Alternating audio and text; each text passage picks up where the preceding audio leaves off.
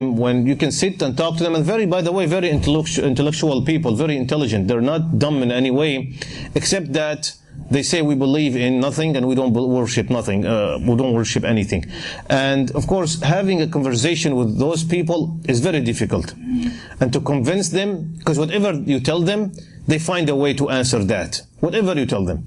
So a group of people went, and of course we know that most of them say that there was this Big Bang theory, and then there was an explosion, and then everything came by a chance, coincidence. That's what, that's how the universe formed. So a group of atheists went to Abu Hanifa, and they said, we don't believe in God, and we don't believe that God exists, and this and that.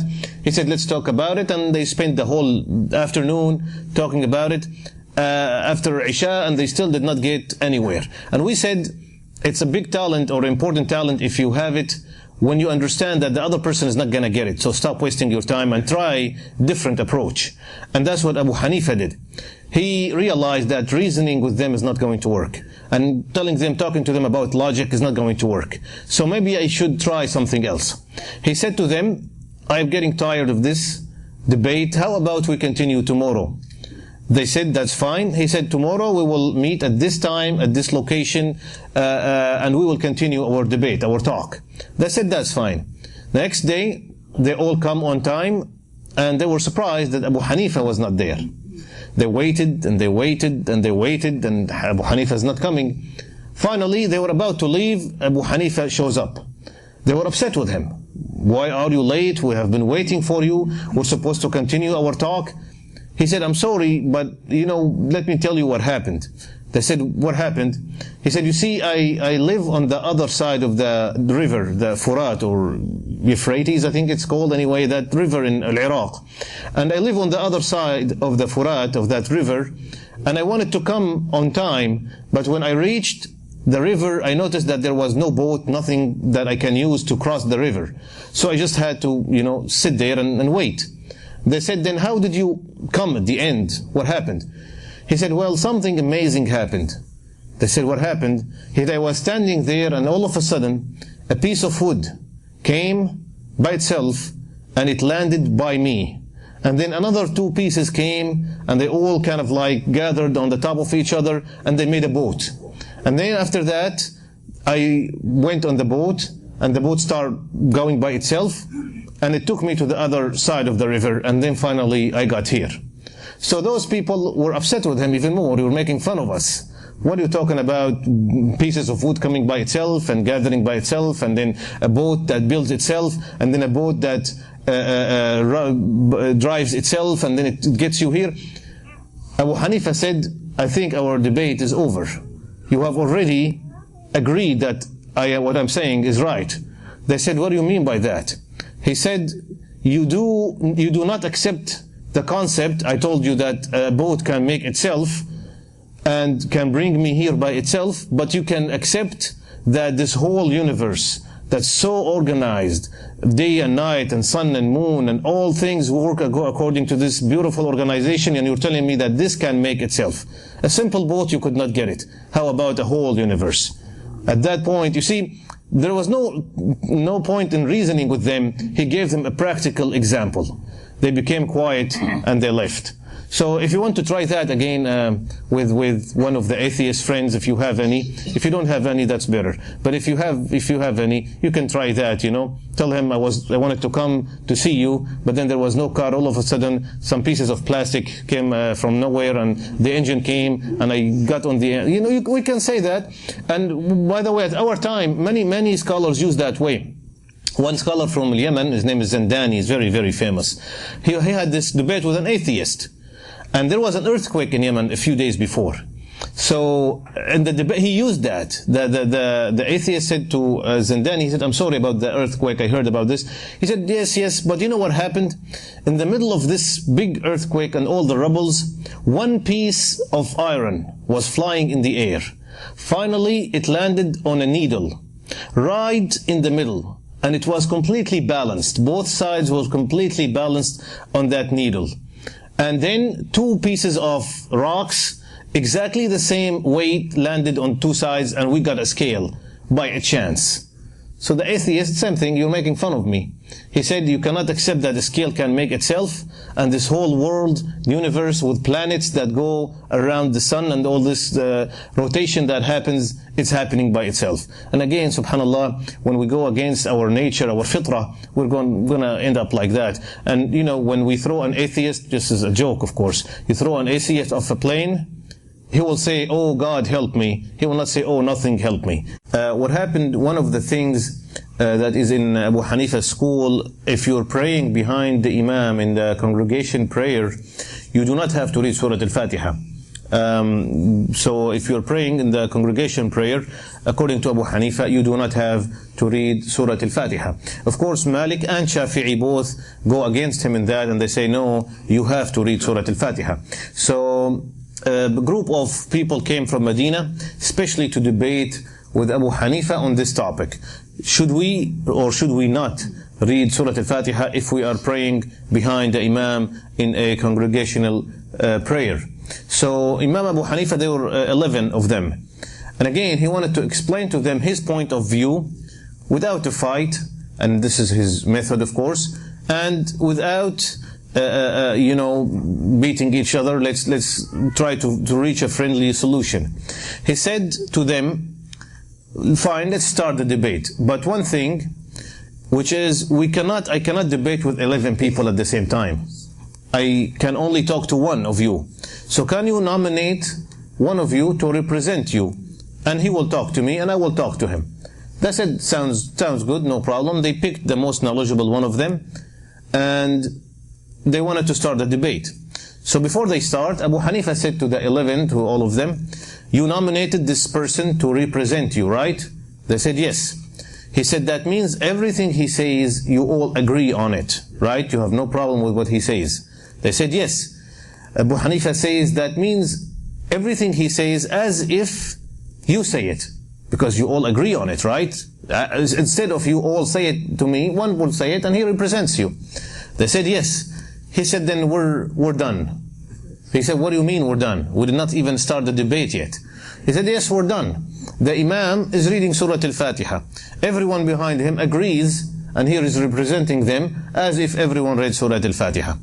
So those 11 people, even before the debate, did not know what to say. But they got confused. Then what should we do? And here is the lesson that we want to take. Today I'm not telling you read Surah Al-Fatiha or not. Today I'm telling you the lesson that Abu Hanifa tells those people.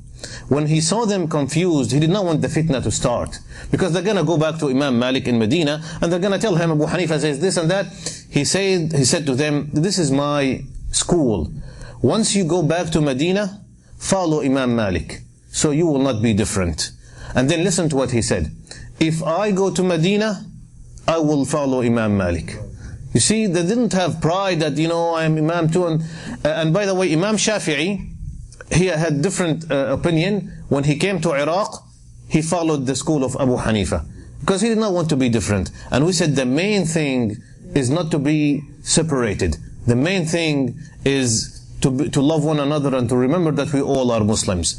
At the end of the day, we all want to please Allah and go to Jannah. As long as this is our goal, Allah will give us that, inshallah. When we start deviating to other things, it's about pride, it's about my opinion versus his opinion, it's about one is right and one is wrong, then this is when we lose sight of what we're trying to do, inshallah. When we talked about the Khalifa al-Mansur, the Khalifa at that time. Al-Mansur was the Khalifa. He was very strong and powerful, but he was strict. And kind of like sometimes he orders people to be killed without really 100% a good reason. There is no justice sometimes. And his leader of the police, the more like the highest chief of the police, did not like Abu Hanifa. He had a personal problem with him. So one time Al-Mansur was having a dinner party, whatever. He invited Abu Hanifa. Abu Hanifa goes there. Now that police guy, he found that this is a good chance for me to get Abu Hanifa in trouble with the Khalifa. Maybe the Khalifa will order me to kill him and get it over with. So in front of everyone, all the advisors were there, Mansur was there, the Khalifa. The police, that chief guy, he said to Abu Hanifa, I have a question. And he made sure everyone was listening. He said, sometimes the Khalifa orders me to kill some people. What should I do? Should I listen to him or should I not? Of course, he wants to get him in trouble. If Abu Hanifa says yes, you should listen to him, but sometimes it's unjustly, and that's haram. You're not supposed to do that. And if he says no, that means he's telling him to disobey the Khalifa, and the Khalifa is going to get mad. So how would Abu Hanifa get out of this trouble? We're still giving examples of his intelligence and the ability to save himself from difficult situations. And of course, someone who was popular and successful like him at his time will have a lot of enemies, which is normal every time, everywhere. And we said the Khalifa at his time was called Abu Ja'far al-Mansur, who was kind of too strict. Again, we're not trying to judge anyone here, but it's according to many of the scholars and people who study history, that he used to take people's lives sometimes unjustly. Whoever opposes him will not even give him the chance to explain even his opinion, and he will order his chief of police. His name was Abu al-Abbas al-Tusi. So Abu al-Abbas, first Abu al-Abbas never liked Abu Hanifa to begin with, and Abu Ja'far al-Mansur, we cannot say that he hated Abu Hanifa, but he was afraid of his popularity. Of course, someone who's popular, he becomes powerful, and it can be a threat to the Khalifa. So anyway, one day Abu Ja'far al-Mansur invited Abu Hanifa for kind of banquet or dinner, something like that, with of course along with the advisors and all these chiefs and stuff. Of course, the police chief Abu al-Abbas was there. As Abu Hanifa was entering the castle, and by the way, we will see that all four Imams got in trouble with the Khalifas at their time. Because whenever you're going to say the haqq, some people are not going to like it anyway. So Abu Hanifa was entering the castle. Abu al-Abbas was standing outside, standing by his friend, one of his friends. When he saw Abu Hanifa, he smiled and he leaned on his friend and he whispered in his ear. He said, "Today it will be the death of Abu Hanifa. Today I have a plan that is going to cause him his death. He's going to get killed today."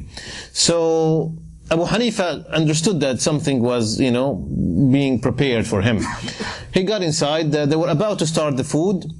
Abu al-Abbas, the chief of the police, he said out loud, he was talking to the Khalifa, he said, "My dear Khalifa, do you give me the permission to ask Abu Hanifa a question about fiqh?" Abu al-Abbas, Abu Ja'far al-Mansur, the Khalifa said, "Yes, you can ask him." And of course now everyone is listening. Everyone is listening very carefully and attentively what this question can be. So Abu Ja'far said to Abu Hanifa, he said, "Tell me, is it halal or is it haram? Or what should I do?" He's trying to make it pretend like he really cares about halal or haram. "What should I do if Abu Ja'far, the Khalifa, orders me to go kill someone without knowing why? Should I listen to him or should I not listen to him?" Of course, and we said both ways Abu Hanifa is in trouble. If he says, yes, you should listen to him, then this is haram. In Islam, there is no obeying anyone blindly, especially when it's about disobeying Allah subhanahu wa ta'ala. We don't have that, I am a soldier in the army, whatever my superior orders me to do, I will do. This is not in Islam. We need to know why we're doing what we're doing, or why are we doing this.